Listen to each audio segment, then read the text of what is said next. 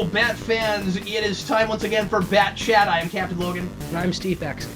Steve, thanks for joining me. Once again, we're doing some Batman the Animated Series, and today's episode in the sequence. We're on to Disc 2, Steve! Awesome. Today's episode in the sequence is The Forgotten, which, Steve, has always been kind of one of my least favorite episodes, man. Yeah, same. I don't like rewatching this one. It's just really awkward. I don't like the animation. I don't like the color palette they picked for this one. And it's not a bad idea. Okay. It's just really weird. I just remember when I was a kid finding this one to be like super uncomfortable. Yeah. And not liking the situation at all. But on this viewing, because I watched it again, of course, for this, I think I liked it as much as I ever had. I mean, like better than I ever have, which I guess is as high a praise as I can give it. There's some interesting stuff, and of course we'll talk about it as we go through. If you want to watch the episode with us, be sure to grab your DVDs, your Blu-ray, or go to Amazon and play roulette. And well, actually, roulette's not with that. That'd be craps, right?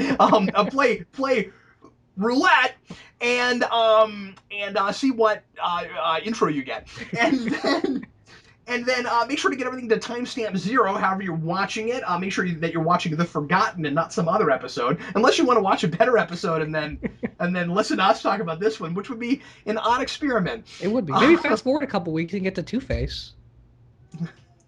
And oh yeah, I can't wait for that. That's going to be really exciting. But anyway, so we're going to go and watch The Forgotten and talk about it for you. And as always, we're going to do our level best to give a little bit of context for what we're talking about, in case you want to watch this, want to watch us talk about this without actually watching the episode. Real quick, before we get started, let me throw in a quick plug that we're doing on Sunday night, the brand new live show bringing back Gotham discussions and other TV show discussions called Prime Time Crisis. That begins Sunday night. And this week we're going to be talking about Gotham, the two-hour Carter premiere, which I'm really excited about, Yes, and then which will probably have aired by the time people see this. And we'll also talk about Star Wars this week, so check that out Sunday night. It's going to be 8 or 9 Central. I don't have we haven't talked about a definite time for that yet, Steve. Yeah. But it'll probably be. I'll make sure to put it and put a timeout. 8 or 9 o'clock Sunday night. We'll let you know. Anyway, let's go ahead and watch and talk about The Forgotten. Everybody, please press play right now. All right, it's the original intro this time.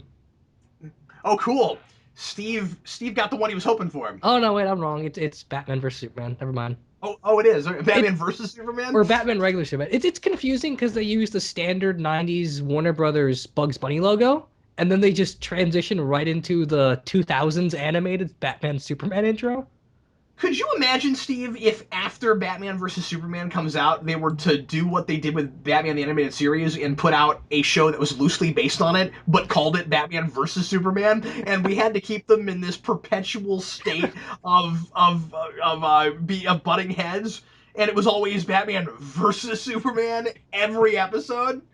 If we do that, we might as well just adapt All-Star Batman and Robin, because we can have a really fun Frank Miller Batman every week. It'd be great. Wow. Yeah, it would be... It'd be an Adult Swim show, but it'd be funny. It'd be the first PG-13 Batman TV show.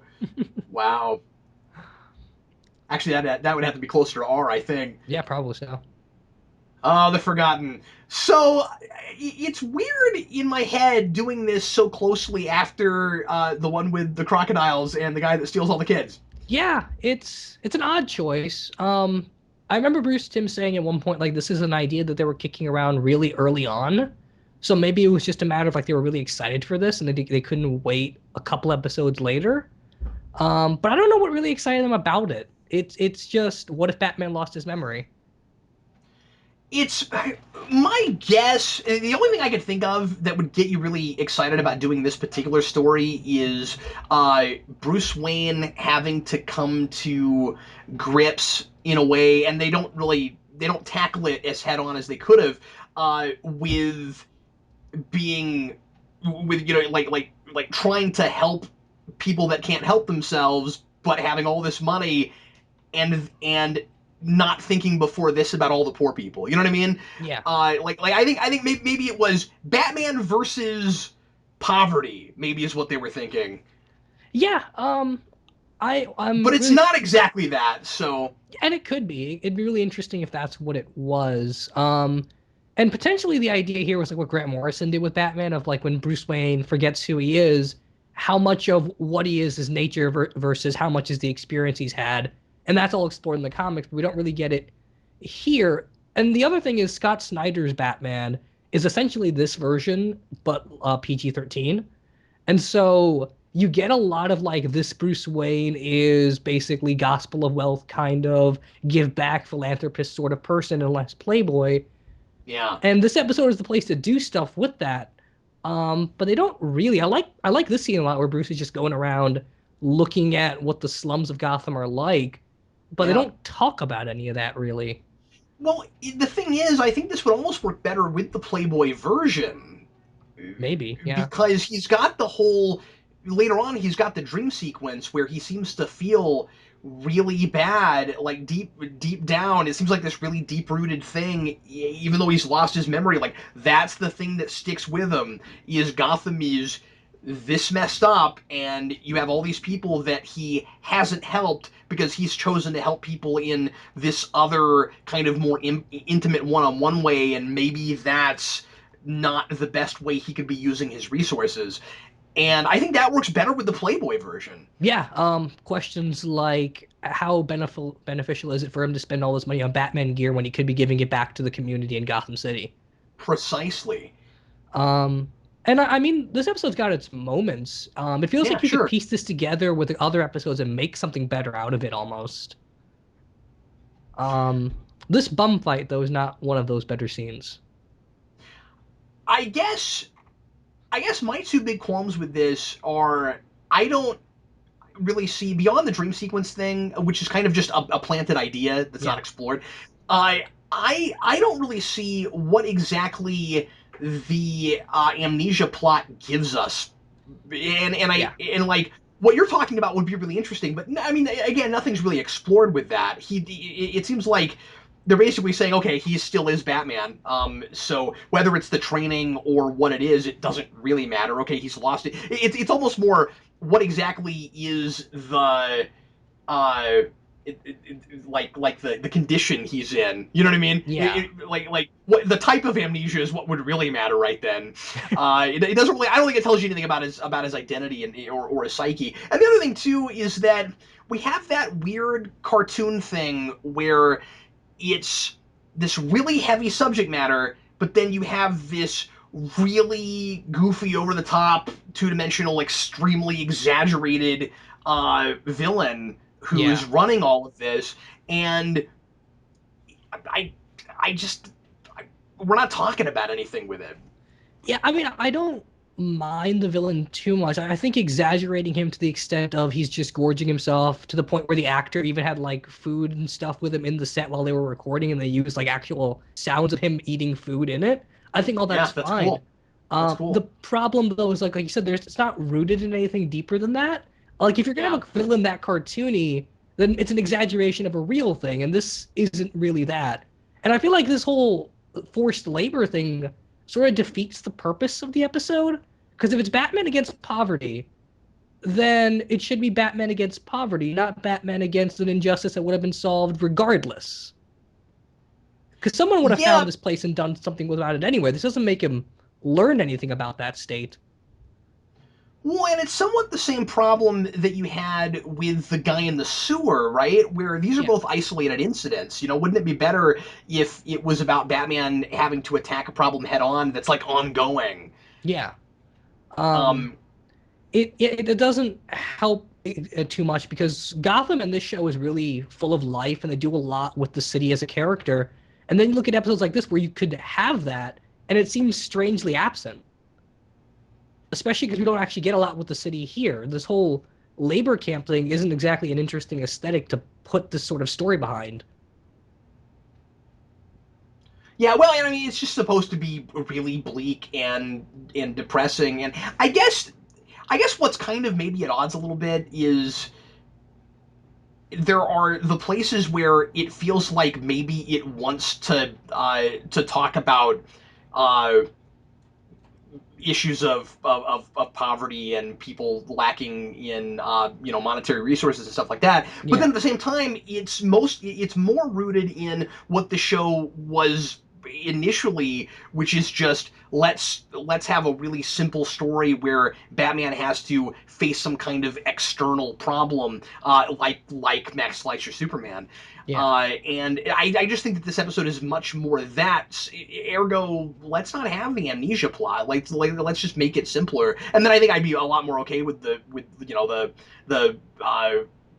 fat bad guy who is angry because people are eating, Yeah. which doesn't make any sense to me because I mean that is absurd, and I think that too absurd, right? Yeah. We're like, okay, so every day you got workers, you have this set up, you have allowed for a place where these people get food and eat every day, and you just decide arbitrarily to walk out and get angry that it is like you have the schedule you have every day and these people are eating and today you're angry about it. But maybe he's just so insane and out of touch. You just wonder how he set this up in the first place. How Yeah. does something like this even get started? I don't know how far out of town does he have to be? How unimportant are these people that no one notices that they're missing? What is he mining all this stuff for? It seems a little bit preposterous on that note. Um, although I do want to say I like the two side characters. Yeah, I do too. They're not the most deep, but they're fun to listen to, and it seems like they've got a good rapport going on with Bruce. Also the score is really nice. The harmonica in the background and stuff, I kind of like that. It makes it feel a little bit more country. It seems like we are always talking about that when we talk about an episode we don't really care for.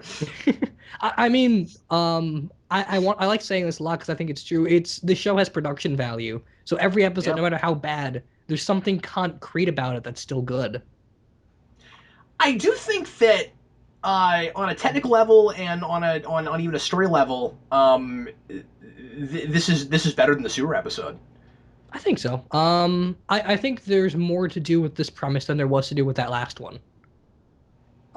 Just on like potential stories. Also, I really like this car bunker that he just has laying around because Batman loves cars. Yeah, was that actually in the Batcave? It looked like it was the Batcave. It looked like he keeps all his normal cars in the Batcave. Why does he do that? Also, have you noticed that we redraw the Batcave in every episode? Yes, every time. Until It we get to has an like season entirely 2 or 3, it's not a consistent look. so far it has a totally different layout and structure in every episode. Oh, I want to mention that this is Kevin Conroy doing the Joker laugh, and I think it's actually pretty effective. It's pretty good. Yeah. Um, yeah, this is definitely the best part of the episode. This whole sequence. Yeah, all the dream stuff is really cool. Um, It's provocative. yeah, the imagery is really nice.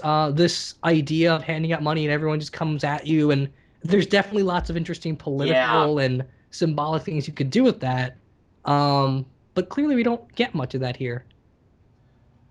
Um, Also Bruce with white And hair. It's kind of cool. once again, let me ask you this question. Could we not have still gotten that without the amnesia thing? Yeah, totally. This is something that Bruce would have to deal with in his city Yeah. regardless. I mean, that's So what it really that's the one thing that it really gives us, and I like it a lot. yeah. The Sorry, go ahead. Sorry, I was just gonna say this is something that this show kind of missed out on. Of it never handled the poverty issue, and especially like in the '90s and in Japan, when you're talking about where the show was animated, there's a lot of that to talk about, and it never once Yeah. touches it.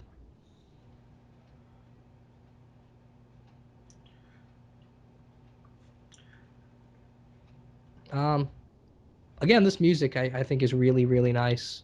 And the villain's voice, if nothing else, George Murdoch does a really good job with keeping it exaggerated and doing the best he can with the weird script he's given. Yeah, because it is super bizarre. I mean, I really hesitate to complain that it's like too over the top because this show does that a lot, and I Yeah. like it. But then with this particular episode, I guess it just kind of rubs me the wrong way in places. Yeah, because it's an exaggeration and a realism that don't mesh well together. And like one That's of what our it is. favorite Yeah. episodes is I almost got him, which is nothing Yeah. but over the top and silly and fun. But that Yeah. that one episode knows what it is, and this one can't decide. Yeah. Also, I'm not a fan of bumbling Alfred, which is something early episodes do a lot. Yeah. I don't think Alfred has ever really worked as a comic relief character. No, I mean when he was first created, that's what he was, but no one liked that, and there's a reason why we changed it. Yeah, I mean, even in the '60s show, he's not usually played for any more laughs than anybody else is. Yeah. Um, we'll have a bit here later where he has to fly the Batwing, and that part is Yeah. supposed to be really funny, and it's just not. Um, Animation for Sweat is a lot harder to do than people realize. So Yes, it this is. episode does it as best as you probably could. Yeah. Yeah, especially in this kind of animation. Yeah. But it kind of just looks like they're being rained on. Yeah. Um, This whole box thing, like throwing them in a metal box, reminds me of a another really unsettling episode of Star Trek Deep Space Nine that does the same thing. oh really? Hmm? Oh cool, okay. There's an episode of The Batman that does this with the Riddler. And Oh, that one's really? really cool. Yeah. Wow. Him and Batman are trapped underwater in a crate, and essentially Riddler thinks they're gonna die, so he decides to just tell Batman why he became the Riddler, and it's a fascinating origin. More dream stuff, So which isn't bad. it's kind of funny that what gets him out of his amnesia is just the word family repeated over and over and over again. And that's not fair though, because it's this guy afraid of losing his family, and that's what Yeah, happened to Bruce Wayne. So I can see that breaking him out of it. That's cool, and this looks amazing. yeah, it looks nice. I still think that you could have played that bit a bit more dramatically. It comes off almost like Robin John Blake knowing Batman is or Bruce Wayne is Batman just by looking at his eyes. Like that could work. You just have to play it so much more seriously than what we get. Oh, I mean I wouldn't compare it to that, but Just in the sense that it's really easy. that's fair. But once again, this is an episode that's about 60% that. True, yeah. The dogs really nicely animated. Those are not easy to do either. This episode is harder to talk about. I wonder if that's just because there's just so little going on in certain scenes. Yeah, I think you're talking about the kind of southern score. I kind of think that it's trying to evoke Civil War slavery a little bit. Yeah, I definitely think so. It's just a matter of they don't do enough with that. Like, is it an episode about slavery? Is it an episode about poverty? Is it about an episode about capitalism being slavery? There's a lot of hints there, but It's awkward. yeah, Yeah, yeah, definitely. But like you said about the supporting characters, I like that the guy that he is thrown in the adjacent box to has tries to have like a sense of humor about the whole thing, yeah. and there's this hopefulness to him. I like that. Because one of the things that I think is always important is that you show people in Gotham that deserve saving. Yeah. And he's one You of those know, characters you wish would come back every so often to see how far he's progressed after Batman gave him a chance. oh, and after Bruce Wayne probably gave him a job. Oh no, wait, or wait, did he? No, that guy had a job. Yeah, or at least like It's the other helped him out in guy. some way. Yeah, yeah, no, that's true. At the end, he gives that other guy a job, or it's hinted at that he probably will. And I forgot that it's not that guy. He's got a job already. Yeah. Again, this sequence I just don't think works at all. I feel like this is just wasting time. Yeah, well, and also just we've got to have some kind of excuse for Alfred to conveniently land really close to where Bruce happens to be, which also doesn't really work. No. But Alfred, you're not real smart when the computer says, "Hey, it's not safe to land," and be like, "No, do it, land." And the You're computer's like, got well, a personality. He says your funeral. yeah, yeah, that's hilarious. It's like, how exactly are you supposed to save Bruce Wayne if you crash into rocks because there's no flat place to land? Alfred, why are you stupid? Yeah, it's just like last episode where he's really absent-minded about the knife and fork that he The put knife down. and the fork thing? Yeah. Um, Bruce and Alfred's He's that relationship is always Alfred. like one of the best parts of the show. It just doesn't show early on.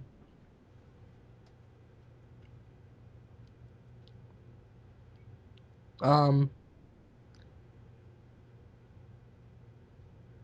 Something about the show wanting to do one-off villains has always been hit or miss. Because certain episodes you get stuff that's really good with a character that you want to see more of, and part of the greatness is you knowing you're not going to get more and you're satisfied in that.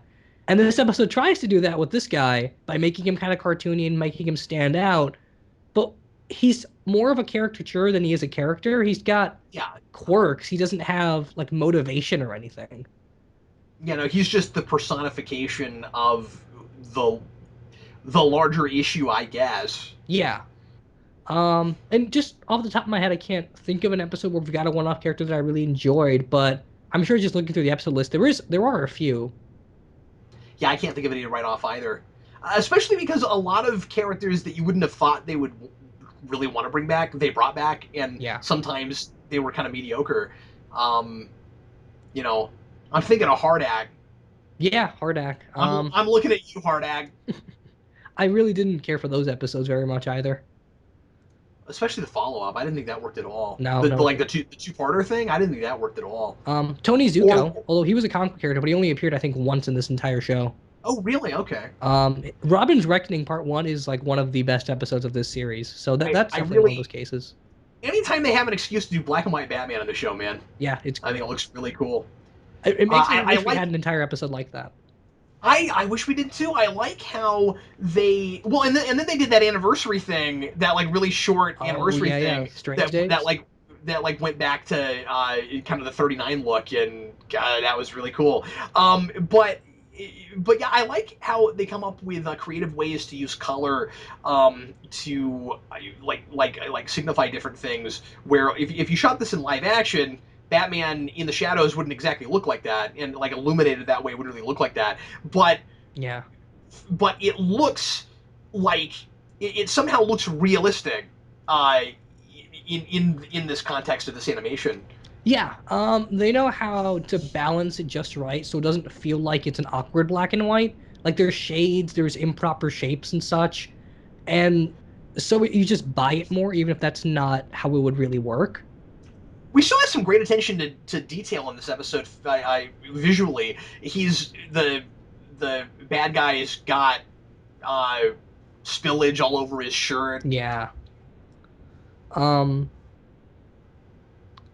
Mine every shafts time, are always fun.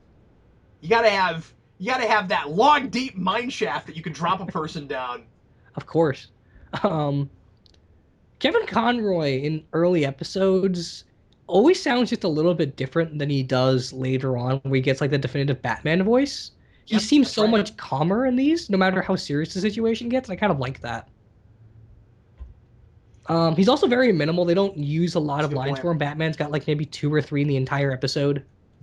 Yeah, I love that. And once again, I think that that's part of that initial idea of let's kind of go back to cartoon adventure serials. Yeah. And like, we said the sewer episode would have been a lot better if nobody ever talked in it.